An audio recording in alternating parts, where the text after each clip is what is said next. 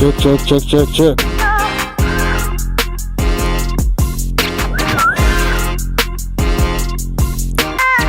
Checking, testing.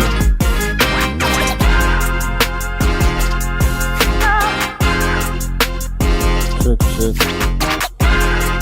Check, check, check, check. Check, check, check, check.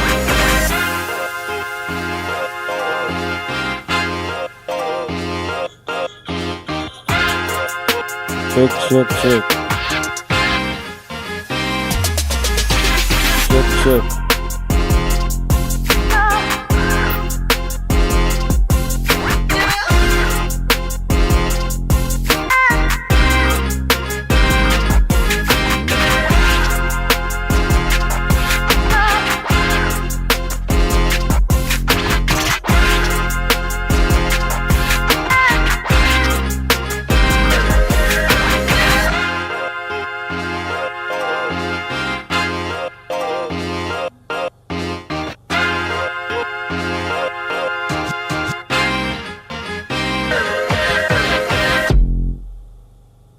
Check, check.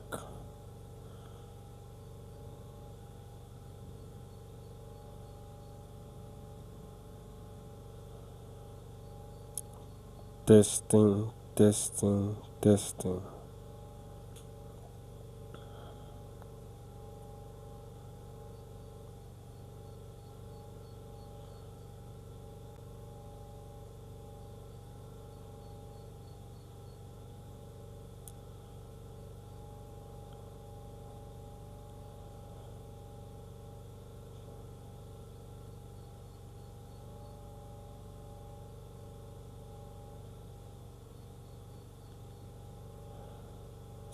So basically, today we are just going to resume, or we are going to begin. We are going to start reviewing the book called The Psychology of Money by Morgan Housel. So I'm just going to give my own opinion about these books. This particular book, last time we saw the book titled Think Like an Entrepreneur and Act Like a CEO, and I had just had to highlight some of my observation in that book by Beverly Jones. I mentioned the fact that I used to think, or I used to feel, it's a book that's going to enlighten you on how to start your own business. Of course, she started the book by stating the fact that before she was able to build her own business, her experience in the corporate world helped out.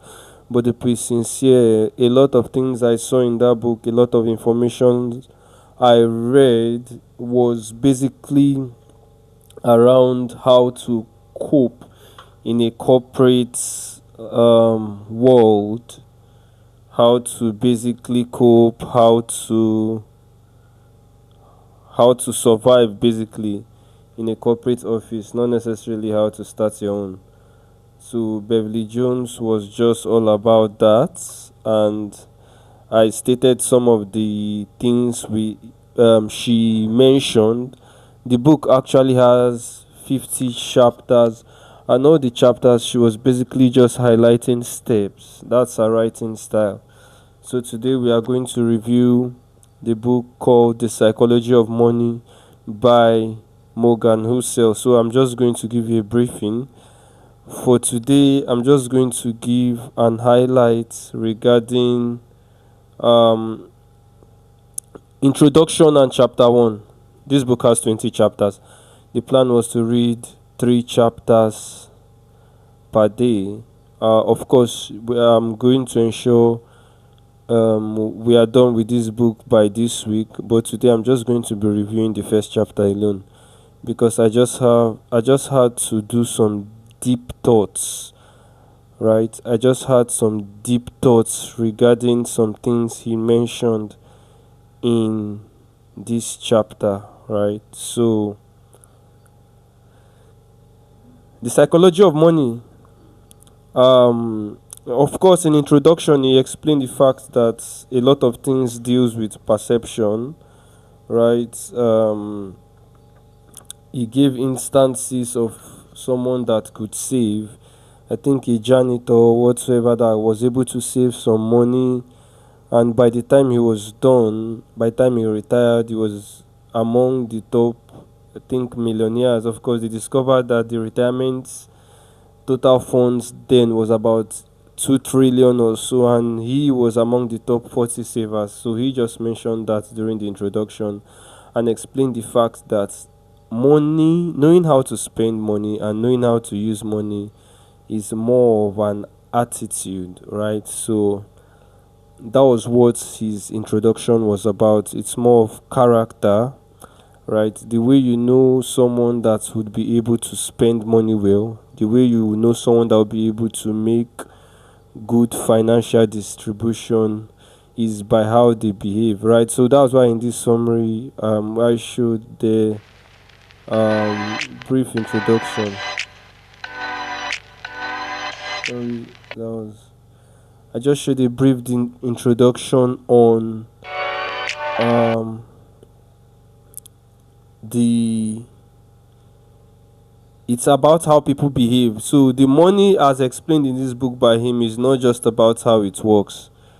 It's not about how to move it. It's more about how people behave when they see money, how people act, right?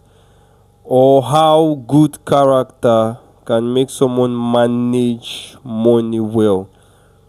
Then in the first chapter, um, of course, chapter 1, what we are going to be reviewing today, said no one is crazy. He stated that people make financial decisions based on their personal experiences, not logic. He gave several examples, and those examples were just around several locations. He gave examples of a country like China, no, not China, I think Japan, when they experienced the Hiroshima Nagasaki wave. He stated that, of course, someone there in such country that experienced such would not be focusing on buying stocks at that point. He wouldn't be focusing on, for instance, in our world today, we wouldn't be focusing on investing on blockchain, AI, or whatsoever.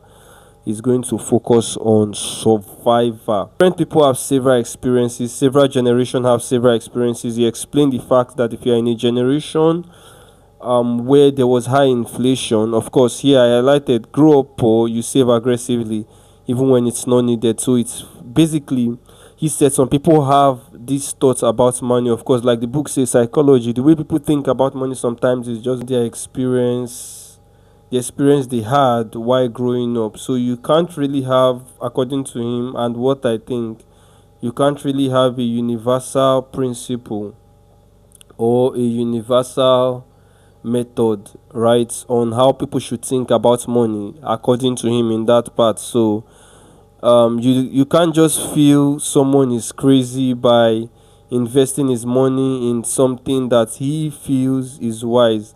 That's definitely because of his personal experience, right? So if you grow up or if someone grows up or if someone grows up in an environment where it's very difficult to see milk or very difficult to see rice and beans, so if he invests in that, immediately he's getting some money, he buys it. It doesn't mean he's crazy. So he talked about growing up wealthy. You are definitely going to involve goodly. So it's basically about personal experience. You disrupt your paper money for good reasons when you've seen inflation. So there he just spoke about, also in this chapter I spoke about the Great Depression. I think one point that he highlighted that was very inspiring to me was when he talked about at Kennedy during the Great Depression. John F. Kennedy family was living largely like we could say today. His father was even employing people during the Great Depression. When he was interviewed, according to him in this book, when John F. Kennedy was interviewed on his experience during the Great Depression, I think between 1930 and 1960, he said he didn't really experience anything crazy because his family was still living well, several houses and cars and all of that. And why was, in fact, that was one of his campaign strategy. For someone to have such experience, it means he grew up in an environment of discipline. So the first thing the writer was trying to explain in this first chapter which is the only chapter we are going to be seeing now in today's session, is the fact that financial decision is always based on personal experience, is always based on the way people think, and also character affects how someone is going to handle money. I was in a particular webinar one time recently, and the speaker was talking about the fact that the moment you observe sometimes is that the moment money gets into your hand, you just spend it unnecessarily. You just spend it unnecessarily. Sometimes you might not be able to explain why, and he just said sometimes you might just need to do ADH test or whatsoever. What do they even call it? So he just said some of those things might not really be any attack, right, from whatsoever. I think ADHD symptoms, right? He just said it could be one of it. There are several reasons why that could be happening. So money is more of a psychological thing, the way it's being handled. I think in that chapter he explained the fact. He stated where money first started from and all of that. In chapter 2, he started talking about Bill Gates and all, but we are going to see this tomorrow morning, 6 a.m. Hopefully, we are going to see 2 chapters in. So basically, this book, from what I've seen and from my personal review, is just that, of course, he's not talking about how money works, but it's just maybe some philosophical thoughts or just how to think, how different people have different perception about how money works. Different locations have different perception about money, how money works. All of them have their principles, they have what influences those decisions. So you can't just jump up, according to chapter 1, as he said, you can't just wake up and start calling someone crazy or start calling someone unintelligent because he or she chose to invest money or spend money in a particular way based on the experience he had. So that's just going to be all briefly for this particular session. So just try to join in. We have a WhatsApp channel. Join the WhatsApp channel for updates. Try to join in for more future updates on the books we are going to be reading. We just finished Think Like an Entrepreneur and Act Like a CEO. In the next session, now we are seeing The Psychology of Money. The next books we are going to be reading many other books later on. We are going to be reading many other books later on, and you definitely will be updated on it. Subscribe to this channel, follow through. Over time, we are going to create a community to help everyone read. And what's the reason for this? Like we call it the growth ritual, is to help everyone know how to. It's to help everyone grow. Basically, there's what reading does to the mind. Reading helps you grow. Reading helps you get better. Reading helps you think extensively. Reading helps your vocabularies, of course. Reading helps your exposure. When you read, you are basically training your brain and you are going to have better results. So thank you so much for joining in today. Till we see you again in the next session. And of course, we just have these sessions usually on Mondays, Tuesdays, and Wednesdays. Mondays 9 p.m., Tuesdays 9 p.m., and Wednesdays 6 a.m. in the morning. If anything is going to change, most likely this week we might have it consistently and daily, so we can finish this book, so we can grow.